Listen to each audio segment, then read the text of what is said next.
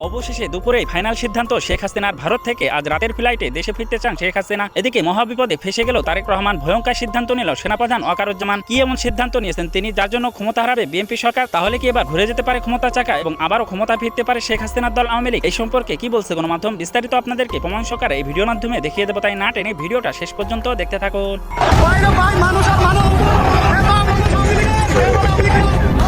বাংলাদেশের রাজপথে হঠাৎ করে ঢল নেমেছে আওয়ামী লীগ কর্মীদের। ঢাকা থেকে চট্টগ্রাম, রাজশাহী প্রতিদিন বাড়ছে আওয়ামী লীগের বহর। এর মধ্যে দিল্লি থেকে সরাসরি বার্তা পাঠাচ্ছেন শেখ হাসিনা দ্রুত দেশে ফিরবেন। কি ঘটতে পারে আগামী কয়েকদিন তা নিয়ে চলছে নানা বিশ্লেষণ। ফিরছেন শেখ হাসিনা, সক্রিয় হচ্ছে আওয়ামী লীগ, আবার উত্তপ্ত হবে রাজপথ, এমন নানা ধরনের মন্তব্য দেখা যাচ্ছে সামাজিক যোগাযোগ মাধ্যমে। আদতের ঘটনা কি? সত্যিই কি কার্যক্রম নিষিদ্ধ দলটি কোনো গোপন পরিকল্পনা করছে? বৃহস্পতিবার সকাল 9টা রাজধানীর ব্যস্ততম এলাকা মহাখালীর আইসিডিডিআর সামনে হঠাৎ হইচই। সাধারণ মানুষের ভিড় থেকে আকস্মিক ব্যানার বের করে স্লোগান দিতে শুরু করলেন কিছু মানুষ। তারা কেউ নন, গণঅভ্যুত্থানে ক্ষমতাচ্যুত এবং বর্তমানে কার্যক্রম নিষিদ্ধ রাজনৈতিক দল আওয়ামী লীগ, ছাত্রলীগ ও যুবলীগের কর্মী। একজন মুক্তিযোদ্ধা যদি চোর হয় তো তাকে কি মুক্তিযোদ্ধা বলে তাকে কি চোর বলা হবে না? একজন স্বাধীনতা বিরোধী রাজাকার যদি অপরাধ করে তাহলে সে কি অপরাধী না? রাজনৈতিক সমঝোতা ছাড়া বাংলাদেশে আওয়ামী লীগের কোনো স্থান নেই। দল হিসেবে আপনি নিষিদ্ধ, কিন্তু ব্যক্তি হিসাবে নির্বাচনে আপনার দাঁড়াতে কোনো বাধা নাই। শুনতে অদ্ভুত লাগছে, তাই না? আপাত দৃষ্টিতে মনে হতে পারে এটা কোনো আইনি গোলক ধাঁধা, কিন্তু বাংলাদেশের রাজনীতিতে এটাই এখন সবচেয়ে বড় বাস্তব। একদিকে বলা হচ্ছে এটি বিশাল দলের অস্তিত্বই থাকবে না, মানে আওয়ামী লীগকে বলা হচ্ছে আমরা সবাই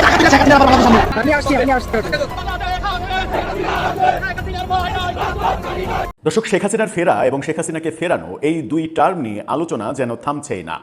আলোচনা যেমন হচ্ছে, গণমাধ্যমে বিশ্লেষণ হচ্ছে, বহুজন বহু মত দিচ্ছেন। এরই মাঝে বিবিসি বাংলা শেখ হাসিনা ফিরলে কি হবে এরকম বিষয়ে একটা গুরুত্বপূর্ণ ইনভেস্টিগেটিভ রিপোর্ট করার চেষ্টা করেছে, যেখানে তারা বহু পক্ষের সঙ্গে কথা বলে প্রকৃত বাস্তবতাটা, প্রকৃত পরিণতিটা তুলে আনার চেষ্টা করেছে। শেখ হাসিনা ফিরলে বাংলাদেশের অবস্থা কি হবে সেটাতে মূলত তারা আইনি দিকগুলো খুঁজে দেখেছে, কিন্তু রাজনৈতিক দিকগুলো বোধহয় খুঁজে দেখেননি।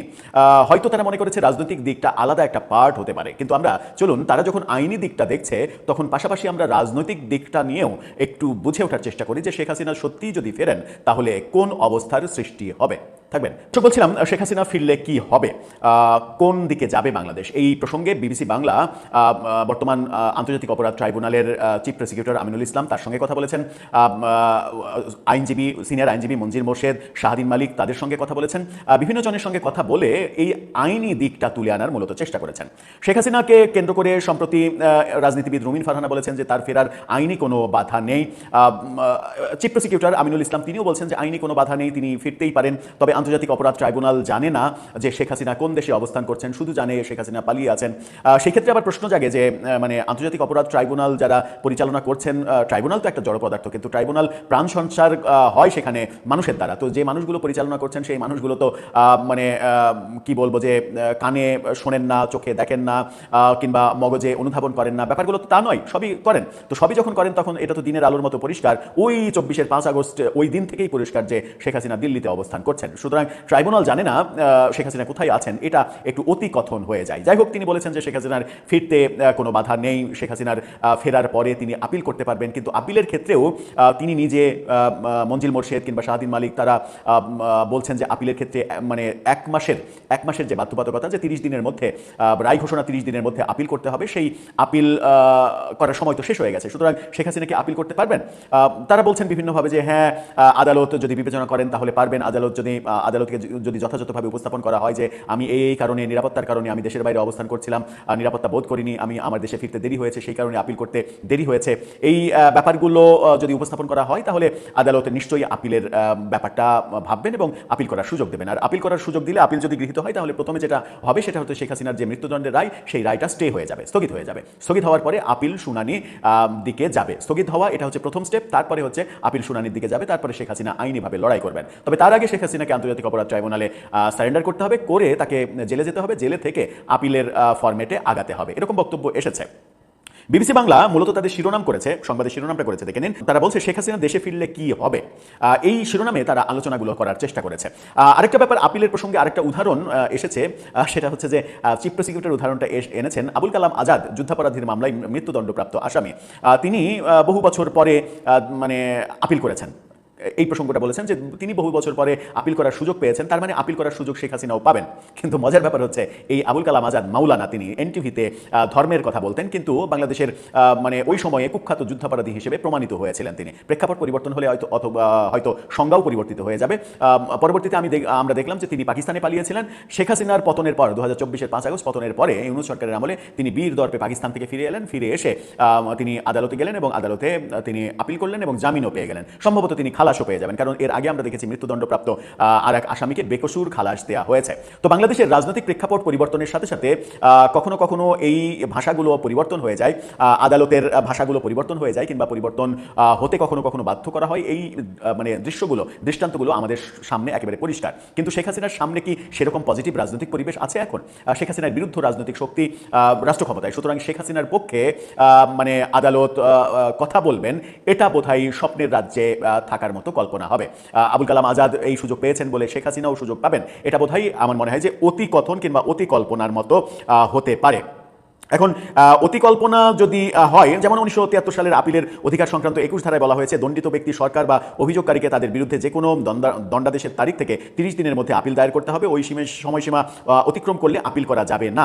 যদি আপিল বিভাগ আইন মানতে চান, যদি আপিল বিভাগ সফট কর্নার দেখাতে না চান, তাহলে কিন্তু শেখ হাসিনার আপিল গ্রহণ করার আর কোনো স্কোপই নেই। এখন উদাহরণ যখন আবুল কালাম আজাদের আসবে, তখন একেবারেই সেটা ভিন্ন প্রেক্ষাপট, যে প্রেক্ষাপট শেখ হাসিনার আমলে নেই। সুতরাং শেখ হাসিনার আপিল গৃহীত হবে এমন কোনো মানে উদাহরণ কিংবা মানে নমুনা আমাদের সামনে নেই। সুতরাং ওখানে একটা বড় ব্যাপার রয়েছে। আরেকটা বড় ব্যাপার সেটা হচ্ছে যে আইনজীবী মঞ্জিল মুর্শিদও বলেছেন যে শেখ হাসিনার কাছে এখন পাসপোর্ট নেই। পাসপোর্ট তার কাছে যে লাল পাসপোর্ট ছিল, সেই লাল পাসপোর্ট তিনি হয়তো নিয়ে গেছেন, কিন্তু সেটা বাংলাদেশ সরকার বাতিল করেছে, ইউনূস সরকার সেটা বাতিল করেছে। তার কাছে পাসপোর্ট নেই। বাংলাদেশে আসতে হলে তার পাসপোর্ট লাগবে অথবা ট্রাভেল পাস লাগবে। ট্রাভেল পাস দেওয়ার অধিকার একমাত্র সরকারের। ট্রাভেল পাস সরকারকে দিতে হবে। সরকার যদি চায় শেখ হাসিনাকে ট্রাভেল পাস দিতে, তাহলে দিবে, যদি না চায় তাহলে দিবে না। অর্থাৎ তার ফেরা না ফেরা তার নিজের ইচ্ছার উপরে নির্ভর করছে না, সরকারের মর্জির উপরে নির্ভর করছে। সরকার যদি ট্রাভেল পাস ইস্যু করে তাহলে তিনি ফিরতে পারবেন, নতুবা তিনি ফিরতে পারবেন না। আবার আরেকটা ব্যাপার রয়েছে, সেটা হচ্ছে যে ট্রাইব্যুনালে শেখ হাসিনার চিঠি। এর আগে আমরা দেখেছি যে আন্তর্জাতিক অপরাধ ট্রাইব্যুনালে শেখ হাসিনা ও আসাদুজ্জামান খান কামালের অনুপস্থিতিতে বিচার এবং মৃত্যুদণ্ডের রায় নিয়ে উদ্বেগ প্রকাশ করেছিল জাতিসংঘ, হিউম্যান রাইটস ওয়াচ সহ কয়েকটি আন্তর্জাতিক মানবাধিকার সংস্থাগুলো সে সময় বিবৃতিতে মানবাধিকার নিয়ে উদ্বেগ প্রকাশ করেছিল।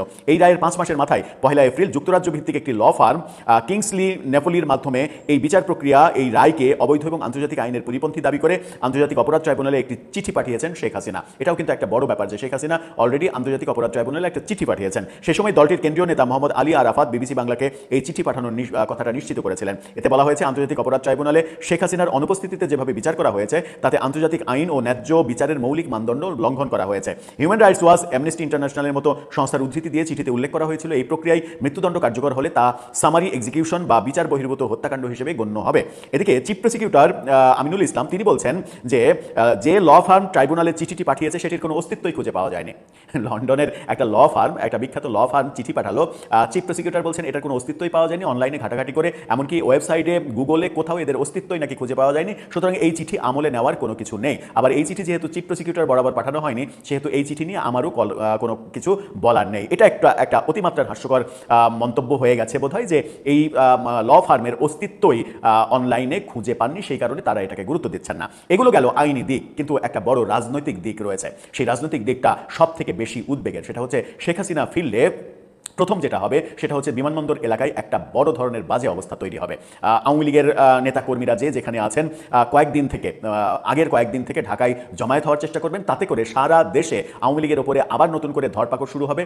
রাস্তাঘাটে মানুষ এই পুলিশি হয়রানির ভয়ে রাস্তাঘাটে বেরোতে চাইবে না, বাসে চলাচল করতে চাইবে না। যে কোনো বাস কিংবা যে কোনো গণপরিবহন প্রতিনিয়ত বারবার তল্লাশি করা হবে, ট্রেন তল্লাশি করা হবে। দেশে একটা অন্যরকম পরিস্থিতি তৈরি হবে। এরকম পরিস্থিতির মধ্যেও ঢাকায় যে সকল আওয়ামী লীগের নেতাকর্মীরা রয়েছে তারা অন্তত বিমানবন্দরে জড়ো হওয়ার চেষ্টা করবে। আর বিমানবন্দরে ঢাকার বিভিন্ন প্রান্ত থেকে জড়ো হওয়ার চেষ্টা, সেটাও একটা বিশৃঙ্খল পরিবেশ তৈরি করবে। বিমানবন্দরের শেষ পর্যন্ত যদি 1-2 লাখও জড়ো হয়, সেটাকে ট্যাকেল দিতে আইন শৃঙ্খলা রক্ষাকারী বাহিনীর সঙ্গে একটা সাংঘর্ষিক পরিস্থিতি তৈরি হতে পারে। তার মানে দেশের পরিস্থিতি খারাপ অবস্থা হবে, আইন শৃঙ্খলা পরিস্থিতি খারাপ হবে। এটা গেল ফার্স্ট স্টেপ। তারপরে শেখ হাসিনাকে বিমানবন্দর থেকে গ্রেপ্তার করে জেলে নেওয়া হবে, সেটাও একটা সেখান থেকে জেল পর্যন্ত নেওয়া, সেই রাস্তাতেও বাজে ধরনের কোনো সিচুয়েশন ঘটতে পারে, অনেক কিছু হতে পারে। এরপরের স্টেপটা আরও আরও ভয়াবহ। ভয়াবহ যেটা সেটা হচ্ছে যে শেখ হাসিনা দেশে ফেরার সাথে সাথে জামাত এবং এনসিপি রাস্তায় নামবে যে এখনই একদিনের মধ্যে 2 দিনের মধ্যেই তার ফাঁসি কার্যকর হোক। একটা রাজনৈতিক চাপ তৈরি হবে সরকারের উপরে, যে চাপটা সামাল দিতে সরকার হিমশিম খাবে, কারণ এর সঙ্গে আন্তর্জাতিক চাপ রয়েছে। আন্তর্জাতিক চাপ সামাল দিতে হবে, অভ্যন্তরীণ চাপ সামাল দিতে হবে। সরকার যদি শেখ হাসিনাকে মৃত্যুদণ্ডের দিকে নিয়ে যেতে চায় তাহলে জামাত এনসিপি খুশি হবে। অন্যদিকে এরকম কর্মকাণ্ড করতে গেলে আওয়ামী লীগের লোকজন যদি রাস্তায় নেমে আসে তাহলে নতুন আরেকটা পরিস্থিতি তৈরি হবে। তাদের রাস্তায় নেমে আসা ঠেকাতে যদি জামাত এনসিপি বিএনপি সবাই মিলে মোকাবেলা করতে চায় তাহলে রাস্তাতে একটা খুবই বাজে বিশৃঙ্খল পরিবেশ তৈরি হবে। সব মিলিয়ে রাজনৈতিকভাবে যে পরিস্থিতিটা তৈরি হতে পারে, না হোক এটা আমরা চাই, যেটা হতে পারে সেটা আইনি দিকের চাইতে অনেক বড় ভাবনার ব্যাপার। সুতরাং আমার মনে হয় যে এই ভাবনা সরকারের মাথায় আছে, কারণ এই সরকারটা উজবুক সরকার না, এই সরকারটা কোনো ফাত্রা সরকার না, এই সরকারটা গতকালকে গজিয়ে ওঠা নব্য কোনো দলের সরকার না, এই সরকারটা অনেক পুরনো ঐতিহ্যবাহী একটা দলের সরকার। এই সরকারে জাঁদরেল সব মাথা রয়েছে, যারা কোনোভাবেই রাজনৈতিক পরিস্থিতি এতটুকু অনুধাবন করতে পারবেন না, সেরকমটা হবে না। সুতরাং আমার মনে হয় না যে এই ধরনের কেওয়াজ তৈরি হোক দেশে নতুন সরকারের আমলে, সেটা তারা চাইবেন বলে আমি মনে করি না। সেই কারণে শেখ হাসিনাকে ফিরিয়ে আনা, প্রত্যর্পণ চুক্তির মাধ্যমে ফিরিয়ে আনা কিংবা ট্রাভেল পাস দিয়ে তাকে ফিরতে দেয়া, এই দুইয়ের কোনোটাই হবে। প্রিয় দর্শক, এই ভিডিওটা আপনাদের কাছে কেমন লাগলো? যদি বিন্দু পরিমাণ ভালো লেগে থাকে তাহলে অবশ্যই চ্যানেলটাকে সাবস্ক্রাইব করে আমাদের সাথেই থাকবেন, যাতে করে এমন নতুন নতুন আপডেট নিউজ সবার আগে আপনাদের হাতে পৌঁছে দিতে পারি। তাহলে সবাই ভালো থাকবেন, সুস্থ থাকবেন। দেখা হচ্ছে পরবর্তী কোনো আপডেট নিউজ নিয়ে।